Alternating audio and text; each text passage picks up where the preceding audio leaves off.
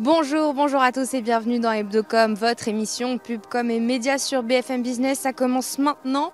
Hebdocom saison 2 épisode 5, c'est parti.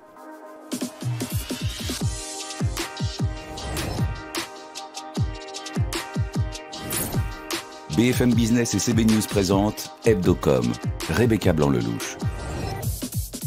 Au sommaire aujourd'hui, un nouveau quotidien du dimanche va faire son apparition dans les kiosques ce week-end. La Tribune Dimanche, démarrage imminent.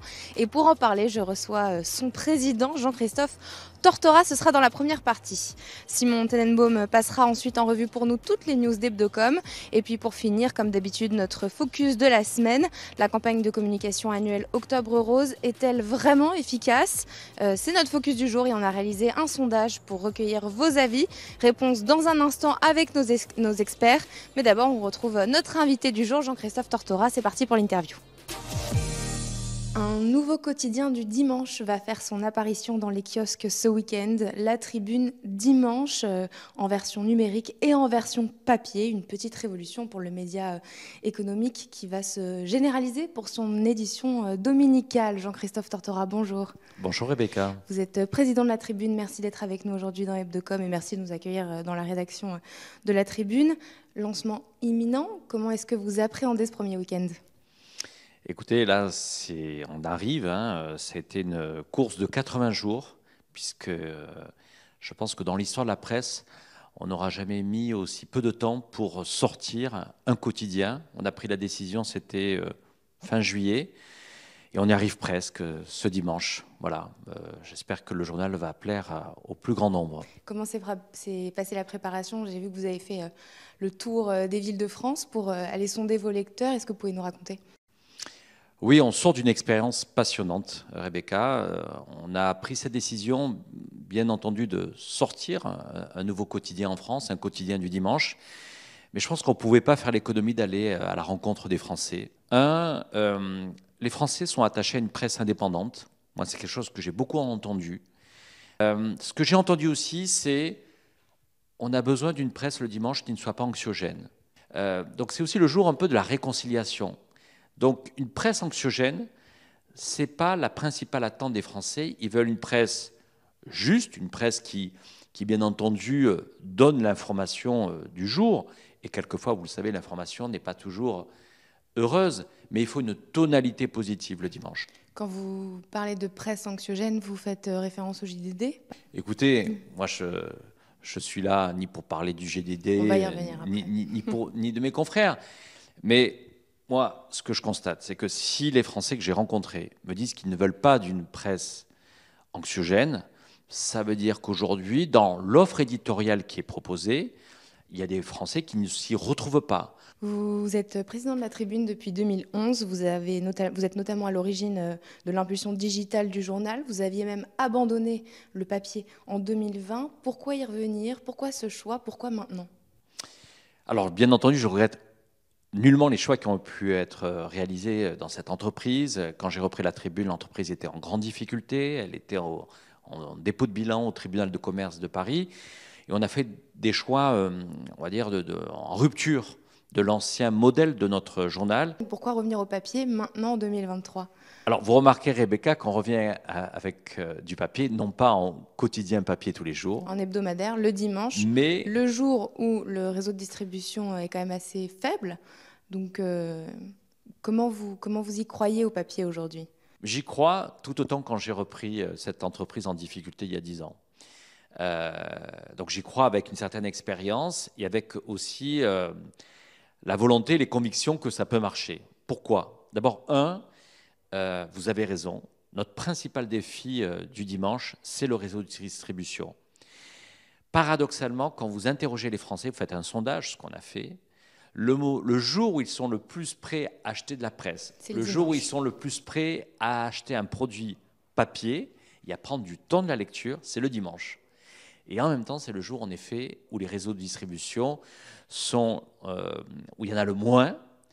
Et donc, on a un enjeu, c'est de faire un maximum de ventes le dimanche matin, puisqu'en général, les marchands de journaux, hormis les gares et les aéroports, ferment à midi ou à 13h. Donc nous, on a un double défi. Nous aurons un tirage de 120 000 exemplaires et le choix qui a été fait, c'est vraiment d'essayer à ce que la Tribu Dimanche soit présente dans les kiosques, dans le plus grand nombre de kiosques, métropole, petits villages de France, périphérie. Et en même temps, il faut que, bien entendu, notre journal soit accessible dès le samedi soir sur notre application La Tribune. La Tribune a été rachetée en juillet par l'armateur CMA-CGM de Rodolphe Saadé. Est-ce que vous pouvez nous raconter comment l'idée est née? Est-ce que c'est Bruno Jeudi qui est venu vous voir en vous faisant une proposition? Comment est-ce que vous avez convaincu Rodolphe Saadé de lancer la Tribune Dimanche? Est-ce que vous pouvez nous raconter un peu la genèse de la nouvelle formule? Je vais tout vous dire, Rebecca. Et l'histoire, en plus, elle est assez simple. On s'est déjà rencontré avec Rodolphe Saadé il y a déjà 3 ans, puisque la Tribune a un bureau à Marseille depuis déjà quelques années, puisque, comme je vous l'ai précisé, on a régionalisé. Donc, ça m'a amené souvent à venir à Marseille, parce que, à la fois pour aller à la rencontre de mes journalistes, à la fois pour organiser un certain nombre d'événements économiques. Et on s'était croisé avec Rodolphe Saadé, et il m'avait dit, il y a 3 ans, que si à un moment donné, dans mes projets, dans mes développements, j'avais besoin peut-être à un moment donné d'un nouvel actionnaire pour accélérer nos projets, je pouvais me manifester auprès de lui. Voilà. Donc vous voyez, je ne l'ai pas fait de suite, parce que d'abord, nous étions dans une accélération de notre transformation. Et en début d'année, j'ai pris cette décision, me disant que la Tribune avait eu de bons résultats l'année dernière, que ça faisait moi 10 ans que j'étais à la tête de ce journal et que j'avais envie d'aller plus loin et plus fort. Donc, je suis allé le voir en début d'année à la Tour CMA-CGM. Je lui ai présenté les projets que j'avais dans les cartons. Et parmi ces projets, il y avait la nouvelle formule plus générale de la Tribune du Dimanche déjà? Il y avait l'idée de revenir pour la Tribune dans un projet du week-end. On n'en était pas encore à un projet du dimanche. Le projet du dimanche, il s'est concrétisé en juillet dernier, mais le projet de renouer avec un produit hebdomadaire le week-end, il était dans les cartons. On a poursuivi ensuite des discussions, des négociations, puisque je n'étais pas seul au capital de la Tribune. J'y avais des associés qui m'ont accompagné depuis très longtemps, Franck Julien, Laurent Alexandre, Didier Suberbiel et Marc Dancieux, aussi des grands entrepreneurs. C'est le groupe CMA-CGM qui est devenu depuis White Note Media, puisque donc toutes les participations dans lesquelles CMA-CGM est présent. Il va y avoir des passerelles entre vos confrères, consoeurs médias, la Provence notamment? Moi, bien sûr, j'appelle à des passerelles et des synergies, parce que vous savez, moi, ça fait 10 ans qu'on est seul, indépendant. C'est un handicap d'être seul à un moment donné dans un groupe média, quand vous avez face à vous des grands acteurs qui peuvent jouer sur des synergies télé, radio. Donc oui, j'espère qu'on va avoir pas mal de synergies, et notamment là-dessus, on travaille avec Laurent Guimier. Combien ça a coûté ce lancement? Beaucoup d'argent. Non, beaucoup d'argent. Bien sûr que ce sont des investissements, mais en même temps, l'avantage de lancer et d'avoir eu cette idée de lancer la Tribune Dimanche à travers la Tribune, ici, vous le voyez, on a des équipes, on a une régie publicitaire, on a une rédaction, on a une direction de la rédaction. Donc, ce projet-là, il coûte beaucoup moins cher que s'il était sorti ex nihilo d'une feuille blanche. Ici, bien sûr, on a un journal économique qui aura 40 ans en 2025. Donc, ça coûte bien sûr de l'argent, mais Rodolphe Saadé, c'est normal, c'est un industriel, et on est parti sur ce projet en étant sur un business plan, sur un projet. Et vous nous, on vise... pas sur les chiffres exacts? Non, on ne communique pas, mais par contre, ce que je peux vous dire, c'est que nous, on vise l'équilibre de la Tribune Dimanche à échéance 2 ans. Vous dites ne pas vous développer en fonction de la concurrence, mais avouez quand même que le timing est assez flagrant par rapport à la nomination de Geoffroy Lejeune à la tête du JDD, journaliste d'extrême droite, que ce soit côté lecteur, mais surtout côté annonceur, parce que c'est ça qui nous intéresse dans Hebdocom sur BFM Business. Vous comptez quand même peut-être en récupérer quelques-uns? Écoutez, comme je vous l'ai dit, bien entendu que moi, s'il y a des déçus aujourd'hui du JDD, on les accueillera avec plaisir. Mais si vous voulez, on ne fonde pas la réussite de ce projet sur uniquement en regardant le JDD ou en regardant le Parisien ou en regardant la presse quotidienne régionale, qui est très forte le week-end. Vous savez, un des enseignements que j'ai retenu de notre petite tournée, c'est que moi, je vise à ce que celles et ceux qui achètent un quotidien régional, souvent sont prêts à acheter un deuxième journal, et souvent en presse quotidienne nationale. Moi, j'espère que ça sera, à terme, que nous serons le premier choix. Alors, on va essayer de beaucoup travailler, Alors comment de vous faire allez un bon journal. convaincre les lecteurs de PQR ou alors les lecteurs ou anciens lecteurs du JDD? Je vous prends un exemple concret, mon grand-père qui habite à Villers-sur-Mer, qui à l'époque achetait le JDD, comment vous allez d'abord lui faire connaître et ensuite lui donner envie de l'acheter? D'abord, il faut le faire savoir, et je vous remercie Rebecca, d'une certaine manière, vous contribuez à faire savoir C'est mon job. à la sortie de la tribu dimanche. Donc déjà, nous, on a un enjeu, c'est le faire savoir.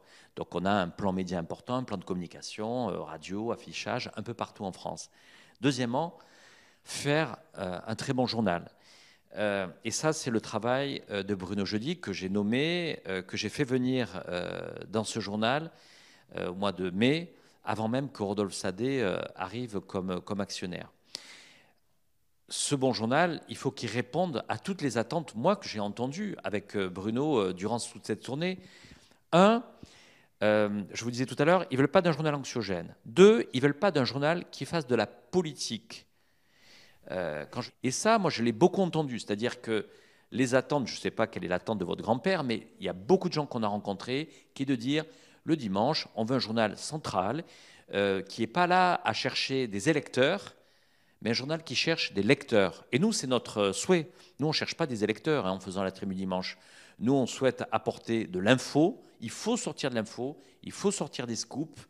Il faut aussi être dans un projet, ce qui est le projet sur lequel on a travaillé avec Bruno, Soisy Kemener et toute la rédaction, qui est que le dimanche, c'est presque, on ne doit pas être le 7e jour. Je vous dis ça parce que souvent on a dit, un journal le dimanche, c'est le journal du 7e jour. Nous, on va essayer d'être le journal du premier jour. Alors, c'est quoi le journal du premier jour? C'est un journal plutôt qui apporte des réponses plutôt sur l'avenir. Donc sur les prévisions de la semaine qui arrive. Plutôt les prévisions de la semaine. Plutôt que le débrief de la semaine qui vient de s'écouler. Exactement. Quels sont les objectifs de chiffre d'affaires pub et comment les annonceurs et les agences médias accueillent la Tribune Dimanche? Écoutez, nous, on s'est fixé en tous les cas, de pouvoir, en termes de vente au numéro, on part avec 120 000 exemplaires. Donc l'idée, c'est qu'au départ, bien entendu, comme font tous les journaux, ils en mettent beaucoup pour essayer ensuite, bien sûr, de pouvoir rationaliser et voir où se fait cette vente au numéro. Moi, l'objectif que je me suis fixé, c'est d'être à 25% de taux de vente. Donc vous voyez, c'est d'essayer de viser les 30 000 ventes pour le premier numéro. Pour le premier numéro. Et après, on va voir. Donc voilà, moi déjà, je me fixe des objectifs de démarrage. Ensuite, sur la pub, l'accueil est très favorable. Je pense que, voilà, mais après, il faut tenir. Hein. C'est normal, c'est le démarrage, il y a un appétit pour les annonceurs. Il y a le sentiment aussi pour les annonceurs qu'aujourd'hui, peut-être du point de vue de la presse nationale et quotidienne, il n'y a pas l'offre qu'ils attendaient. Il y a aujourd'hui un désir pour les annonceurs. Maintenant, il faut que ça dure. Et je vais vous dire, c'est à nous de faire nos preuves. La confiance, elle est là, aujourd'hui, du point de vue des annonceurs. C'est une course de fond, c'est un marathon. On a la chance d'avoir un actionnaire, Rodolphe Sadé, qui nous fait confiance, mais on sait, lui et moi, que c'est une course de fond. Pour terminer cette interview, je vais vous faire un petit questionnaire en rafale. Question courte, réponse courte. Première question. Si vous deviez faire un autre métier, lequel serait-il? Avocat. À part la Tribune, quel est votre journal préféré? Ça, c'est très difficile. Comment vous informez-vous au quotidien? Sur quels médias vous informez-vous? Je lis beaucoup je lis Le Monde, peut-être en régularité forte chaque jour. La presse papier, dans 20 ans, ce sera quoi? Dans 20 ans, d'abord, moi, je crois toujours à ce que la presse existera.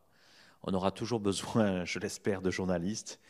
Et que même si l'intelligence artificielle va, je pense, transformer, révolutionner notre industrie, il y aura encore des journalistes comme vous, Rebecca. Justement, vous me devancez ma prochaine question. Intelligence artificielle, menace ou opportunité pour les journalistes? Je pense franchement qu'il faut le prendre comme une opportunité, comme l'a été l'arrivée de l'Internet. En réalité, c'est que si on ne voit que la menace, on ne va pas arriver à imposer notre vision et nos projets. Donc l'idée, ce n'est pas de subir avec l'intelligence artificielle, il faut ne pas être naïf, ça peut être un danger, mais nous choisirons d'en faire une opportunité et au contraire de renforcer notre industrie, nos journaux, notre pluralisme et nos journalistes. La une dont vous êtes le plus fier? Écoutez, moi j'ai fait une une qui a été très contestée il y a 2-3 ans, où j'avais fait le choix de faire une une sur la question LGBT dans l'entreprise. Et ça avait plutôt divisé, même en interne, au sein du journal, en considérant que est-ce que c'était un journal économique de poser ce sujet-là. Et moi j'ai reçu énormément de courriers, de mails, et ça a permis des fois de lever des tabous dans les entreprises quand ce sujet-là n'était pas toujours abordé. Rodolphe Saadé en 3 mots. Un grand industriel, sérieux et en même temps chaleureux. Bruno Jeudi en 3 mots. Crédible, de l'empathie et marathonien. Un des premiers sujets en exclu pour cette première La Tribune Dimanche. Donnez-nous un des sujets que vous allez couvrir pour le premier numéro pour donner envie d'aller lire tout le reste. Écoutez, je ne vous dirai pas grand-chose pour créer la surprise, mais je vais vous donner quand même, Rebecca, une information uniquement pour vous, Hebdocom. pour votre émission et pour vos téléspectateurs. Allez, je vais vous dire une chose, les femmes seront mises à l'honneur. Ah, c'est une très belle réponse. Et pour finir, est-ce que pendant cette interview, il y a une question que je ne vous ai pas posée, que vous auriez aimé que je vous pose? Je suis un homme heureux. Donc vous aurez pu me demander si je suis un homme heureux. Alors, est-ce que vous êtes heureux? Je suis un homme heureux parce que c'est un très beau projet que nous partageons avec toute notre rédaction et j'espère qu'il va plaire au plus grand nombre de Français. On vous souhaite un très très bon démarrage pour la Tribune Dimanche. Merci beaucoup Jean-Christophe Tortora d'avoir été avec nous. Vous êtes président de la Tribune. Merci. Merci à vous, tout de suite, Rebecca. c'est parti pour les news de Simon Tenenbaum, les news d'Hebdocom. À la une des news d'Hebdocom, Publicis qui accélère le retour au bureau. Il faudra pointer tous les lundis à partir du 1er janvier et cela pour les employés du groupe partout dans le monde. Les nouvelles règles ont été annoncées dans une vidéo par le patron Arthur Sadoun. 3 jours de présentiel obligatoire par semaine, dont le lundi, interdiction de faire 2 jours consécutifs en distanciel. Presque 3 ans après la pandémie, explique le boss de Publicis, il faut admettre qu'une part disproportionnée de télétravail entraîne un travail en silo, moins de collaboration, une créativité atrophiée, moins d'innovation et une productivité en baisse. Alors que le phénomène de la grande démission semble s'éloigner, Publicis estime visiblement que c'est le bon moment de serrer la vis. Payer pour accéder à Facebook et Instagram sans publicité, ce sera sans doute bientôt une possibilité en Europe. Le groupe de Mark Zuckerberg discute en ce moment du sujet avec les régulateurs à Dublin et Bruxelles. Selon le Wall Street Journal, il faudrait débourser au minimum 10 € par mois pour accéder à une version sans pub de Facebook ou Instagram sur ordinateur et 13 € sur mobile. Cette option payante proposée par Meta est en fait une tentative pour se conformer aux règles européennes et notamment le DMA. L'Europe insiste pour que les utilisateurs aient la possibilité d'accéder aux réseaux sociaux tout en refusant la publicité ciblée, d'où l'idée de cette option payante. Reste à savoir si le tarif élevé proposé par Meta sera accepté par les régulateurs. À noter d'ailleurs que TikTok envisage lui aussi de lancer une version payante sans pub à environ 5 $ par mois selon un site spécialisé. Encore des prix qui montent dans le streaming. Netflix, seule grande plateforme à ne pas avoir augmenté ses tarifs depuis 18 mois, prépare une hausse de prix selon la presse américaine. L'annonce pourrait intervenir après la fin de la grève des acteurs à Hollywood. Après avoir brûlé beaucoup de cash, le secteur du streaming traverse une vague inflationniste avec notamment Disney+, qui va à nouveau augmenter ses prix la semaine prochaine. Le mouvement va rendre plus attractifs les offres les moins chères, celles avec de la publicité. Preuve d'ailleurs de leur succès, Amazon va à son tour lancer une version avec pub l'année prochaine. On poursuit Hebdocom sur BFM Business avec notre focus du jour, Octobre Rose pour la prévention du cancer du sein.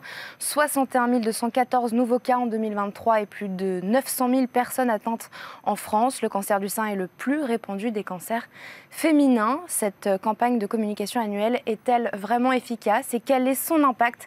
C'est notre question du jour et pour en parler, mes experts, Antonin Marin-Mazerolle, bonjour, salut. Salut. Merci d'être avec nous, tu es cofondateur du média Le Crayon. Cardon et Laura Le Sueur. Bonjour. Bonjour Rebecca. Bienvenue dans Hebdocom. Merci d'être avec nous. Tu es conférencière et fondatrice de Legend Daily. Notre communauté nous a répondu oui, mais seulement à 57%. Donc c'est une réponse assez mitigée. Que dites-vous du résultat déjà et êtes-vous d'accord avec eux, Antonin? Moi, je trouve que c'est pas étonnant, et même mon avis, c'est même que ça a été en dessous de ça. Enfin, c'est l'avis de BFM, mais je pense qu'en vrai, ça a été assez raté. J'ai fait mon sondage personnel dans ma famille et mes amis. Personne n'en avait entendu parler. Genre, je sais pas si vous, c'est le cas pareil, mais moi, quasiment personne n'en avait entendu parler. C'est connu, Octobre Rose, on sait que voilà, oui, Octobre Rose, c'est en octobre, mais c'est pourquoi déjà? Ah, c'est pour le cancer du sein. Mais dans mon entourage proche, quasiment personne n'avait entendu parler.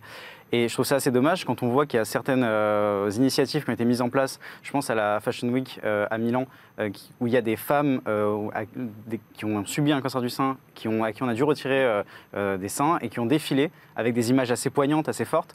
Je trouve que ça, c'était marquant. On comprenait le message.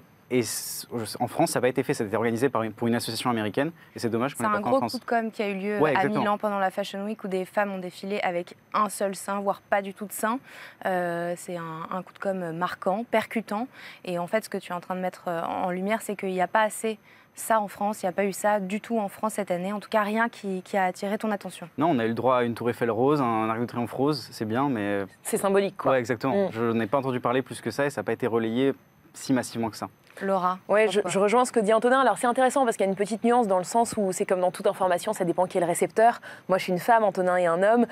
Moi c'est un sujet dont j'entends parler autour de moi dans les différentes communications au pluriel. Mais c'est vrai qu'en tant que campagne de communication, ça reste assez faible en fait au regard de l'enjeu. Tu as rappelé les chiffres, c'est une femme sur 8 qui va être touchée dans sa vie. Et au-delà d'être touchée, il y a aussi toutes les personnes, les proches qui sont concernées quand ça arrive, qui sont touchées indirectement. Et au regard de l'enjeu, les campagnes sont insuffisantes parce qu'il y a énormément à faire. Il y aurait des campagnes de communication très importantes à faire et ce dont on s'aperçoit, je trouve que ce qui ressort le plus, c'est des personnalités qui vont prendre la parole sur les réseaux sociaux, beaucoup plus que des campagnes qui auraient le mérite d'être organisées. Et même en tant qu'homme, je trouve ça dommage de ne pas avoir été assez ciblé parce que c'est quand même quelque chose dont je peux parler, je peux faire de la prévention aussi autour de moi. Et du coup, comme je n'ai pas forcément été ciblé, ou je ne sais pas si c'était le but de ne pas cibler les hommes, en tout cas, je n'ai pas pu forcément en parler massivement et le relayer. Exactement. Pourtant, ça existe depuis 30 ans en France, Octobre Rose. Dans l'absolu, depuis son existence, depuis que vous la connaissez, cette campagne annuelle, est-ce qu'il y a des choses en particulier qui ont retenu votre attention? Qu'est-ce qu'il y a de globalement réussi et qu'est-ce qu'il y a de globalement raté? Laura? Alors, je ne sais pas si la perception que j'ai est juste, mais j'associe ça à Marie-Claire. Je crois que l'initiative vient beaucoup du magazine Marie-Claire. C'est inspiré de la création d'Octobre Rose aux États-Unis. Oui. Mais clairement, moi, j'ai l'impression d'avoir entendu parler de cette initiative depuis peut-être 4-5 ans. Pas beaucoup plus. Donc ce qui a quand même été réussi, c'est que par le biais notamment de personnalités, de symboles dont on parlait effectivement avec ce petit ruban, on a, on va dire, une sorte d'awareness, on se rend compte que voilà, il y a quelque chose au mois d'octobre. Mais les messages, est-ce que les messages clés sont retenus, c'est-à-dire la prévention? Je ne suis pas sûre et en fait les chiffres le prouvent puisqu'il y a beaucoup de femmes qui passent à côté de leur dépistage. En tous les cas, tous les 2 ans, à partir de 50 ans, il faut un dépistage via une mammographie. Et le problème et la réalité du cancer du sein, parce que l'idée c'est qu'on parle d'impact quand on parle de campagne de communication, c'est que le cancer peut être très bien traité s'il est pris suffisamment tôt. Carla Bruni a fait un post Instagram pas plus tard qu'hier où elle révélait le fait qu'elle avait eu il y a 4 ans un cancer et elle disait ce cancer n'a pas été agressif parce que je l'ai pris en charge suffisamment tôt. Donc c'est quand même hyper important et donc pour moi la réussite de l'impact est mitigée parce qu'on ne retient pas forcément le message suffisamment de manière importante. Rien de très percutant. On ne sait même pas forcément, quand j'ai sondé aussi autour de moi, que c'est Evelyne Delia qui est la marraine d'Octobre Rose. Antonin, qu'est-ce qui a retenu ton attention? Moi, je trouve qu'effectivement, le côté du ruban qui ressemble beaucoup à l'action contre le sida, je trouve que ce parallèle est bien trouvé et c'est bien d'avoir fait un ruban rose en parallèle justement pour cette maladie-là. Et ça, pour le coup, ça, c'est un coup génial d'un point de vue com, marketing. Et ça, c'est très réussi. Moi, Octobre Rose, je l'associe peut-être à des courses. Je crois qu'il y a des courses qui sont organisées pour Octobre Rose, donc je l'associe à ça. Effectivement, des personnalités qui parlent. Je crois qu'Angelina Jolie avait parlé d'un moment donné d'avoir une ablation des seins pour éviter justement un cancer du sein, parce qu'elle était touchée par une maladie qui pouvait potentiellement faire qu'elle avait un cancer du sein. Donc, c'est effectivement des personnalités, des symboles forts comme ça. Mais je trouve que, typiquement, Octobre Rose aurait beaucoup à gagner de s'inspirer de la campagne du SIDA Action. Typiquement, je prends un exemple, les Solidays qui sont organisés chaque année. C'est justement pour la lutte contre le sida, mais on a fait quelque chose de cool pour la lutte contre le sida et on n'en fait pas un tabou, on ne fait pas « ah, c'est une maladie, c'est grave ». Et ça, c'est hyper important, surtout quand on parle d'un sujet qui touche des gens et des jeunes femmes qui peuvent être impactées. Et ça ne concerne pas que les vieilles, pour le prendre très vulgairement, ça concerne aussi des jeunes femmes. Je me suis renseigné du coup sur cette maladie et effectivement, ça touche des femmes qui peuvent avoir 25 ans et qui sont super jeunes. Ouais, donc les en cas vrai, augmentent chez les jeunes femmes. Donc en vrai, je sais pas pourquoi pas faire un festival Octobre Rose comme Solidays. Donc ça manque. Ça manque, ouais, clairement, ça manque. Laura, tu me disais aussi que ce qui impacte fortement, ce sont toutes les influenceuses qui libèrent la parole sur les réseaux sociaux. Pourquoi particulièrement? Pourquoi plus que les autres figures comme Evelyne Delia, comme Carla Bruni par exemple? Alors non, je pense que Carla Bruni, comme elle a une présence effectivement sur Instagram par exemple, peut en faire partie, mais je pensais récemment à Caroline Receveur, qui a je ne sais plus combien de millions de followers. On a beaucoup entendu parler. Voilà, et c'est vrai que ça a été, même moi-même qui la suis, pas forcément de manière assidue, mais de temps en temps, quand on a vu ces images, parce que dans la com aujourd'hui, et qui plus est pour le cancer du sein, ce qui marque, c'est vraiment les images. Quand on l'a vue dépourvue de ses attributs liés à la féminité, typiquement la perte de cheveux, qui est caractéristique, ça fait un choc. Et je pense que c'est un choc qui heurte, mais qui peut être positif, parce qu'elle communique, elle a aussi ce courage-là. C'est-à-dire que beaucoup de personnalités, et on les comprend, communiquent après. C'est le cas de Carla Bruni, en disant « il y a 4 ans, voilà ce que j'ai vécu ». Caroline Receveur, elle s'est sentie le courage d'avoir ce message pendant son traitement, ne connaissant pas l'issue. Et donc, on voit quels sont les traitements. Il y a une espèce de suivi au quotidien, un peu comme si elle avait son journal intime, finalement. Oui, et puis c'est le propre des influenceurs, c'est-à-dire qu'on rentre dans leur intimité, pour le meilleur et pour le pire, quelque part. Et là, finalement, je trouve que ça fait évidemment peur. On le disait tout à l'heure, ce mot cancer, mais quelque part, ça montre aussi une réalité de ce que va être une chimio, de ce que vont être des traitements. Et le fait de voir ça, quelque part, on apprivoise un petit peu ce qui peut se passer. Et puis, c'est mine de rien, finalement, la violence qui marque quand je vous entends tous les deux, quand Antonin, tu me parles du défilé avec des femmes qui n'ont pas de sein, c'est la violence qui impacte. Cette campagne annuelle, elle a cette particularité-là d'être sur un mois, mais un mois de sensibilisation massive. Mais si on dézoome un peu pour les campagnes de prévention en général, selon vous, est-ce qu'il y a une meilleure solution entre la com massive comme ça sur une courte période, ou est-ce que c'est mieux de faire une communication plus légère, mais plus étalée un peu tout le temps? Non, moi je pense que c'est effectivement bien de choisir une période dans l'année où on s'en souvient. Octobre Rose, je trouve que c'est bien trouvé. On sait que c'est en octobre, on sait que ça se déroule là. Et d'ailleurs, souvent, les gens, on parle d'Octobre Rose, ils savent qu'il y a quelque chose. Parfois, ils oublient que c'est le cancer du sein ou même à d'autres périodes, on pourrait imaginer d'autres événements. Mais en tout cas, ça, pour moi, le fait de choisir une période très courte, c'est une très bonne décision. Et l'étaler sur très long, il faut de toute manière que la lutte dure sur l'année et s'étende sur des années durant. En revanche, c'est bien d'avoir peut-être 2 semaines, 1 mois où on est focalisé sur l'action. Donc cette stratégie massive, tu es pour, totalement. Laura aussi? Oui, je trouve qu'effectivement, ça sacralise. Voilà, on sait qu'au mois d'octobre, il s'agit d'Octobre Rose et ça permet de véhiculer le message de manière beaucoup plus forte. Mais il faut se rappeler que le cancer marque évidemment et tombe toute l'année. Et donc, il faut continuer ces initiatives-là. Et ce dont on parlait au début, quand tu parlais des courses organisées autour d'Octobre Rose, l'impression que ça me donne sur la com, c'est quelque part des initiatives très nobles, très louables. Et bravo d'ailleurs à toutes les assos, à toutes les entreprises qui le font. Mais en fait, diffusent. Et c'est un peu dommage de ne pas donner d'unité à la campagne de com pour marquer encore plus et finalement dire que voilà, toute l'année, il va y avoir des initiatives. On en parle particulièrement en octobre, mais ça se passe sur tout le reste de l'année.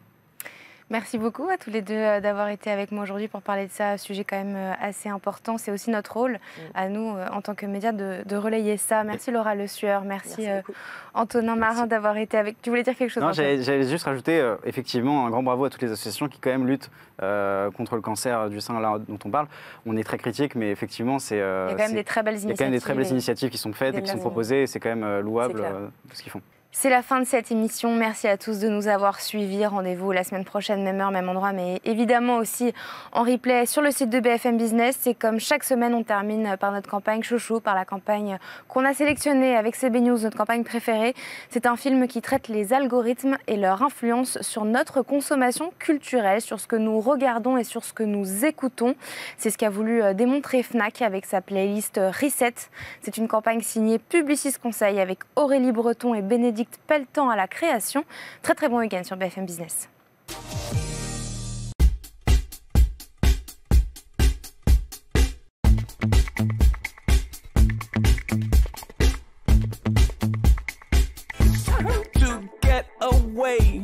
It's time to get away.